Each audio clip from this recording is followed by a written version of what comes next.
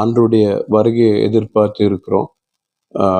இந்த உலகத்தில் ஆண்டவருடைய வருகை இருக்குன்னு வேதத்தில் சொல்லப்பட்டிருக்கு. அதுக்கு நம்மளும் ஆயத்தமாகணும், பிறரையும் ஆயத்தப்படுத்தணும். ஆயத்தமாகிறது மீன்ஸ் எல்லாரும் நினைக்கிறாங்க ஃபுல் அண்ட் ஃபுல்லாக நான் எப்போவுமே பைபிள் படித்து ப்ரேயரில் இருக்கணுமான்னு. ஃபுல் அண்ட் ஃபுல்லாக படிக்கணும், ப்ரேயரில் இருக்கணும். ஆனால் அதன்படி வாழ்கிறது ரொம்ப முக்கியமாக இருக்குது.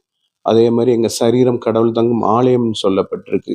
இந்த சரீரத்தை கெடுக்காதபடி, இந்த சரீரத்தின் வழியாக பாவங்கள் செய்யாதபடி எங்களை பாதுகாக்கணும். நாங்கள் எப்படி எங்களை பாதுகாக்கிறோமோ அதே மாதிரி பிறரையும் பாதுகாக்க நாங்கள் சொல்லி கொடுக்கணும். நல்ல மனசோட வாழ ஆண்டவர் சொல்றாங்க.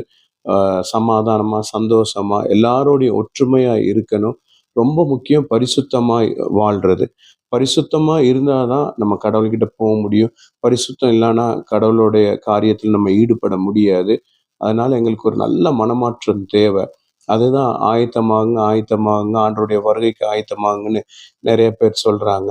ஆயத்தம் மீன்ஸ் எங்களுடைய மனசுல ஒரு நல்ல எண்ணங்கள், மாற்றங்களை நாங்க கொண்டு வரணும். வேதம் அதிகமா தியானிங்க. ஆண்டவராகிய இயேசு கிறிஸ்துவுக்கு முக்கியத்துவம் கொடுங்க. உங்க வாழ்க்கையில பெரிய மாற்றங்கள் வரும். God bless you.